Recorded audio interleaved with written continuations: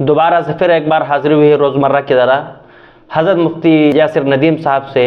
जो बंदा सामने से सवाल कर रहा है वो उस चीज़ पर सवाल कर रहा है जो हदीस और कुरान का मुनकिर है, और जो हदीस और कुरान का मुनकिर होता है उसका क्या हश्र होता है और क्या नहीं हश्र होता है।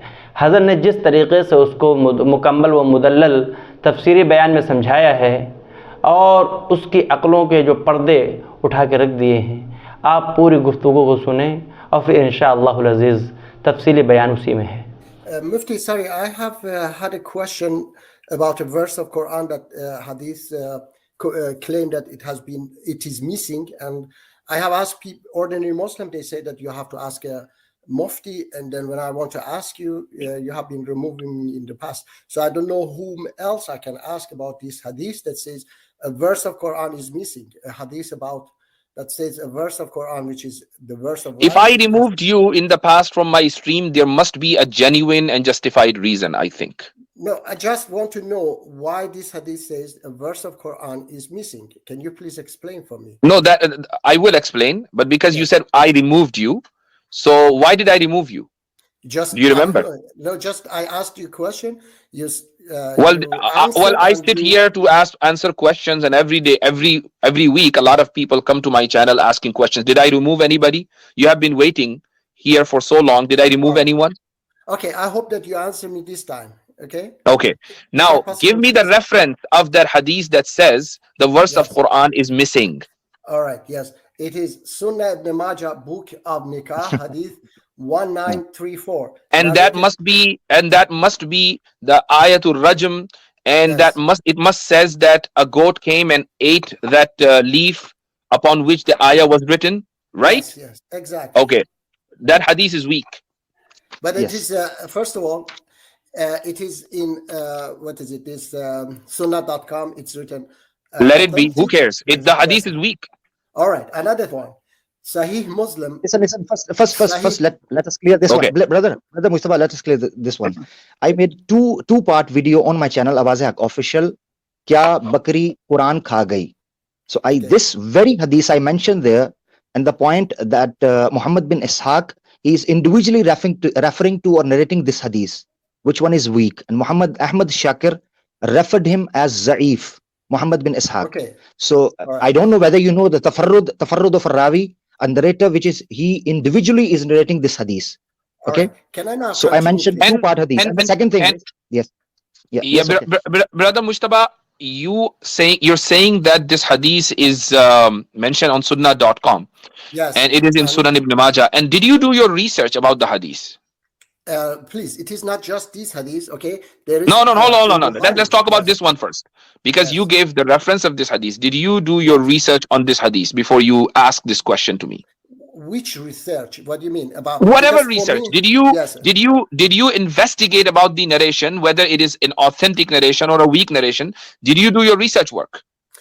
Look, people are acting upon this hadith. Okay. No, they're not. We're not acting upon this hadith, and this is not the hadith that one should act upon.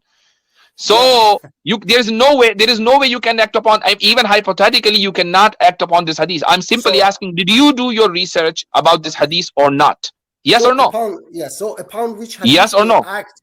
Look. You need to be honest. You need to be honest here, because then I have to remove you if you're not honest, and perhaps that's the reason why I removed you last time. Okay. So did you do your research on this hadith or not before you came here? Not on this particular hadith, okay? Okay. There are other hadiths. So you didn't do your research on this particular hadith, and you're saying that I asked around, and people are saying that you need to ask a mufti. So it means you were doing your research. That's why you are asking around. Yes. I mean, I don't know what kind of research you want, because Sahih Muslim you know that Brother Mustafa, I have to interrupt you. Sorry to say, I have to interrupt you. First of all, people are saying in comments that you are a Sunnah rejector, irrespective of that. No, I am not. I'm not. No, they are liars. Okay, it's okay. It's okay if they are liars. Okay, just leave them. Okay, leave them. I just ask. Okay, listen. Mustafa, Amir Haq is not saying you're the Sunnah rejector. People are saying in the comment. I know. So he's simply. So don't call him liar. No, I said they are liar. I didn't say okay. Liar. All right. So your question about the first hadith is solved, right? Yeah. No. Look, because Sahih Muslim says also that your hadith, your question about. hold on, Amir bhai. Your question about the first hadith is solved or not? Because the first hadith is not in Sahih Muslim, it is in Sunan Ibn Majah. Is it solved or not? Okay, that look, these are connected to each other. If I want to, if you allow me to say that, these are connected to each other, because Sahih They Muslim, are not connected to each other. I know that Sahih Muslim hadith. Let me Of explain. two surah, Let me say. Right? So where is the verse? Because Sahih Muslim says that this verse was sent down, and we were reciting it, we were retaining it, we were acting upon it. But I'm afraid that by lap of time, people may forget it, okay? Because the verse is not in Quran, all right? So, and that hadith says that why it is not, okay, yes. First of all, I told you there is a Rabi Muhammad bin Ishaq. That's why hadith is Zaif in Sunan Ibn Majah. Secondly, Sahih Muslim is saying, we are not saying that there was no ayat about Rajam or Rizat Kabir. There was not in Quran. We know that very well. And we know how they get abrogated and how they get mansu'a. Okay? Mansukha or mansu'a. Ya nasiya mansu'a. Min nasiya mansu'a. Now I give you one ayat from Quran. It's Surah Al-Ala, chapter 87, verse 6. Read it for me, 6 and 7. But I have to bring it up. What do you say, which chapter? Chapter 87, Surah Al-A'la, Google. verse number 6 and 7. Chapter, Read it.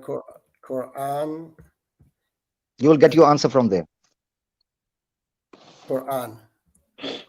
Which answer you want to give me? From Just there? listen, overall, about the application, about those ayats. Yes. Quran 67, verse 87. 87, brother. 87. Chapter 67, verse 87. Okay. 87, chapter 87, verse 6 and 7. Okay, 6 and 7, sorry. 6 and 7. Okay. 6, all right. Read it loudly. All right, just a second. I have to bring it up.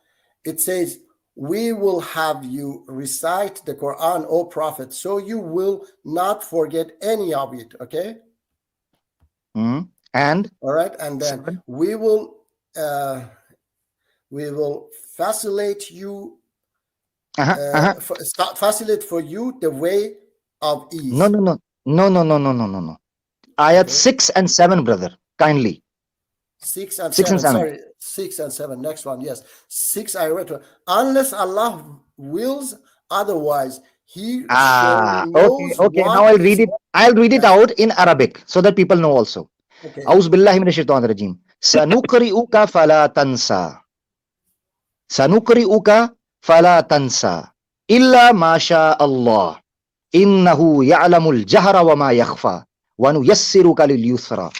There is mention in Quran that Allah says there will be some ayat will be forgotten or abrogated, but don't worry, we will help you out. It's mentioned in the Quran, brother. Okay. So hold on. Now, Mustafa, listen to me now. Yes. Hold on. Mustafa, listen to me now. Yeah. Okay. So you see on my screen, I don't know. Do you understand Arabic? No, I don't understand Arabic. No. Okay. So you are giving the reference of Sahih Muslim and this hadith 1452. The hadith is reported by the main narrator is Yahya ibn Sa'id al-Ansari. He's a tabi'i, and he says that nazala fil Qur'ani 10 rad'atin ma'lumatin summa nazala aidan 5 ma'lumat. So in the Quran there was an ayah which was about 10 rad'at, and then there was an ayah which was about 5 ma'lumat, meaning 5 rad'at. Then the same hadith is reported by Imam Malik. Okay, and he in his Muwatta he says kana fima unzila min al-Qur'ani 10 rad'atin ma'lumatin yuharrimna summa nusikhna bi 5 ma'lumatin fatuwfiya Rasulullah sallallahu alayhi wasallam. Okay, so there were 10 rad'atin ma'lumat, then they became mansukh with 5 ma'lumat, and fatuwfiya Rasulullah sallallahu alayhi wasallam. Rasulullah sallallahu alayhi wasallam passed away wa huwa fima yuqra min al-Qur'an, and when they before his passing away, they were part of the Quran. Now this hadith comes in now the hadith of Ibn Majah comes that has the qissatu ma'iz, the story of sheep. That hadith is reported by, look at this, where is it yes, Al-Wajud Salih. A little bit zoom in, kindly zoom yes. in a little bit. Okay, this hadith is Yarwihi Muhammad ibn Ishaq. Exactly. Okay, and this Muhammad ibn Ishaq, look here, Muhammad ibn Ishaq bil-dha'fi wal-raddi wal-shuzuz. فالحديث الشاذ عندهم هو الحديث الذي يخالف فيه الراوي الثقة ما رواه الثقات الأحفظ منه وبالأكثر وعددا. So the hadith is not sahih on any standard. Therefore, how can you give reference of a da'if hadith and then you say, well, the same hadith is in Sahih Muslim? No, the same hadith is not in Sahih Muslim. It's totally different. Okay, can I say something now? In Sahih Muslim and in Bukhari says that this verse came down, but yes, it was abrogated. The Quran is saying, Illa masha'Allah. The Quran is confirming that if Allah Azza wa Jal would want the Prophet Muhammad Sallallahu Alaihi Wasallam would also forget an ayah, but that is up to the will of Allah. Okay, I understand. So you say that it was abrogated, but why people act upon it? Because the hadith in Muslim says that it is a duty. I'm afraid that by lack it's because of hadith, brother. The implementation of the rajam, that hudud, yes. It's just because of the practice of Muhammad Sallallahu Alaihi Wasallam. According to Muslims, we don't only take rules and regulations from Quran only. So we depend on hadith and sunnah as well. So we take I want to add one point. I think Mujtaba, when it was abrogated, why you have to follow it, brother? Hold on. Mujtaba, go ahead, Asif. Mujtaba, basically, I think you have to be clear that how many types of abrogation we have in the Quran. So one type is the ayah is abrogated to recite, but the hukum is there. So the recitation is abrogated, but hukum of the rajam is there. That's why we practice that. Okay, now can I play? Can I play do you, Mujtaba, hold on. Now let me ask you this: do you think that the Sunnah is a source of legislation? Do you believe in that? Yes, Sunnah is a source. Yes, exactly. But is a source of legislation, right? Yeah. Yes. Not fabricated one. We have a lot of fabricated. We're not talking about fabricated one. We're talking about Sunnah, which is sabita. Sunnah sabita, established sunnah, is a source of legislation. You agree, right? Yes, I agree. Okay, all right. How do we know that the sunnah is sabita? There are many different ways. For example, you look at the chain of transmission. Another way of looking at the established sunnah is when you look at the action or the practice of the ummah. For example, the ummah has been practicing from one generation to another. All right, from the time of the companions, in fact, from the time of Rasulullah sallallahu alaihi wasallam, they have been practicing this. It shows that the sunnah is an established one. It is not fabricated. So rajam is one of those practices that the ummah had been acting upon it from one generation to another from the time of Rasulullah sallallahu alaihi wasallam. So it cannot be a fabricated one, and therefore it has to be a source of legislation. Okay, because the hadith says that we might forget it because we don't. Then why the verse? Well, because we don't have to. Because if you have already admitted that the sunnah, the established sunnah, can be the source of legislation, so we can derive our legislation from the sunnah, even if it is not in the Quran. Okay, if it is stoning, okay, if the punishment for adultery is stoning, then chapter 4, verse 25 says, if they commit adultery after marriage, they receive, this is about your right hand possession, they receive half the punishment of a free woman. So how can you punish half a stoning of your slave girl or whatever? Wait. Which ayah are you referring to? Can you 425? Surah number 4, ayah number 25, huh? Yes, he's jumping. Actually, he's jumping from that ayah, the forgotten ayah, the lost ayah from the ayah. Allah subhanahu wa ta'ala says,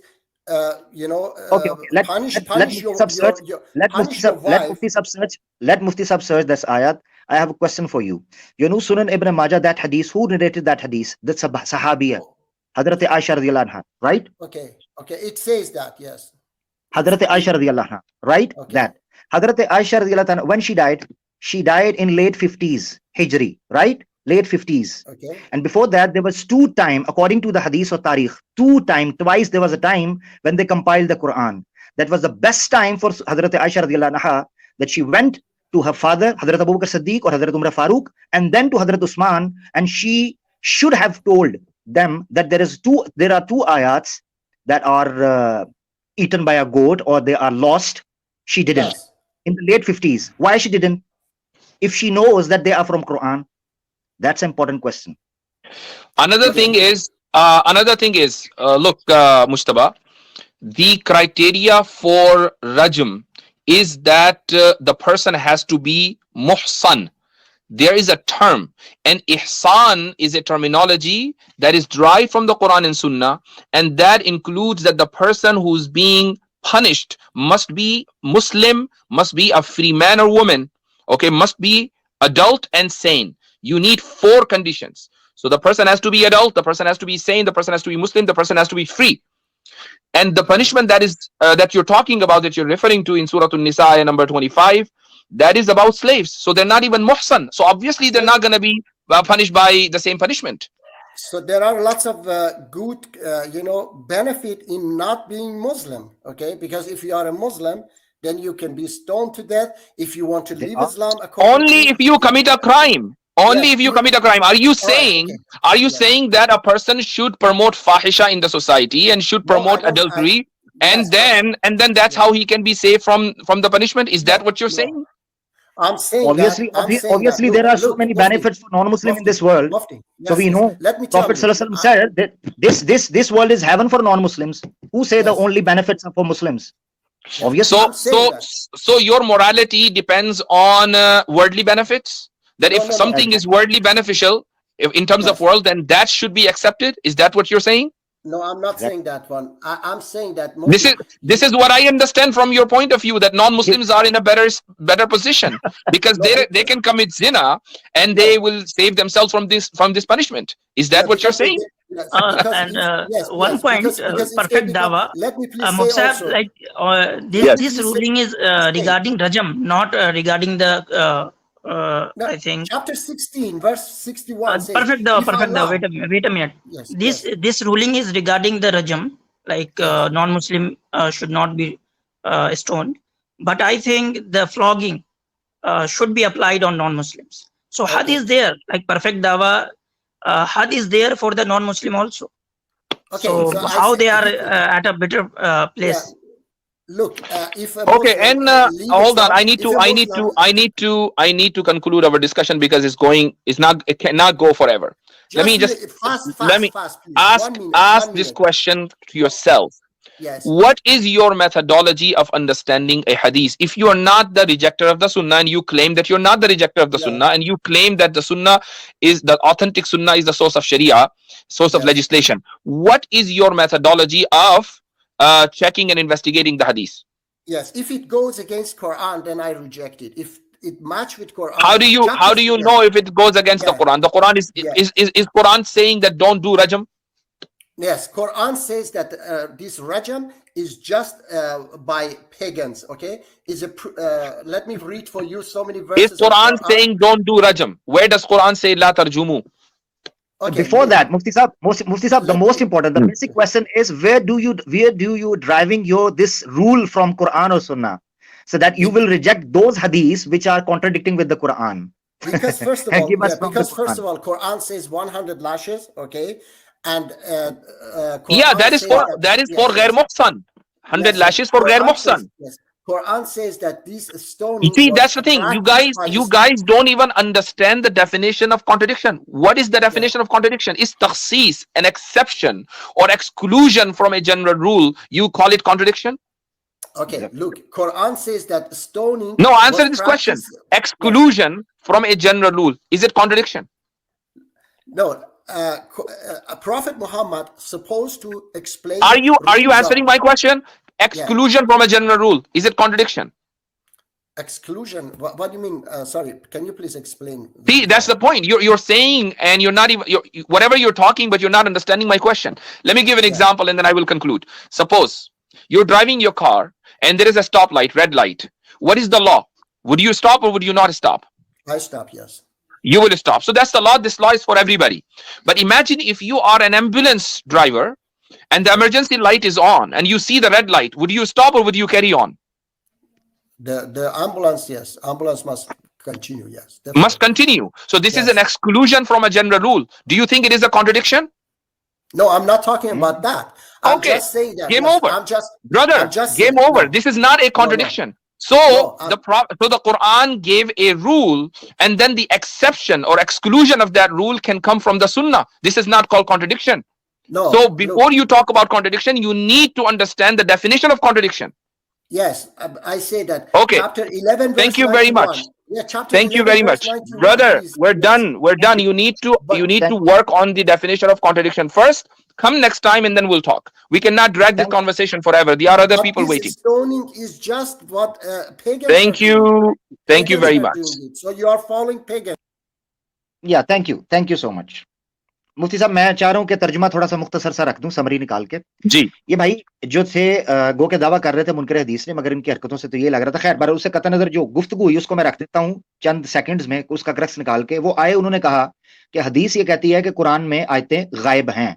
वही मशहूर हदीस सुनन इब्न माजा की कि बकरी खा गई. उसके ऊपर मुफ्ती साहब ने वजाहत कर दी कि कैसे वो रवायत ज़ईफ है, उसमें मोहम्मद बिन इसहाक है, उसको छोड़ें. इन्होंने जंप किया सही मुस्लिम की को रवायतें आयतें आई थी. इसमें तो कोई शक नहीं, हमने भी कहा आयतें आई हैं. मनसूखुत तिलावा, जिस तरह आसिम भाई ने कहा कि कोई आयत मनसूखुत तिलावा होने के बावजूद हुक्म बाकी रहता है, और कुछ ऐसी आयत होती हैं जिनका हुक्म मनसूख हो जाता है और तिलावत बाकी रहती है कुरान के अंदर.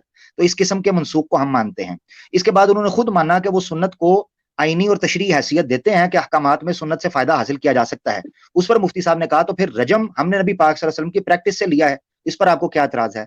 उस पर कुरान की एक आयत भी मैंने पेश कर दी थी कि सनुकरिउ का फला तंसा इल्ला माशा अल्लाह, आप नहीं भूलेंगे कोई आयत भी अल्लाह के हुक्म से, मगर जो अल्लाह की ही विल में होगा, जो वो चाहेगा उसको भुला दिया जाए, नसख कर दिया जाए, नसिया हो जाए, उसके ऊपर तरीकाकार पे अमल होगा. तो उसके बाद वो बहस बराए बहस करने लगे, जिस वजह से हमने उनसे इजाजत ली.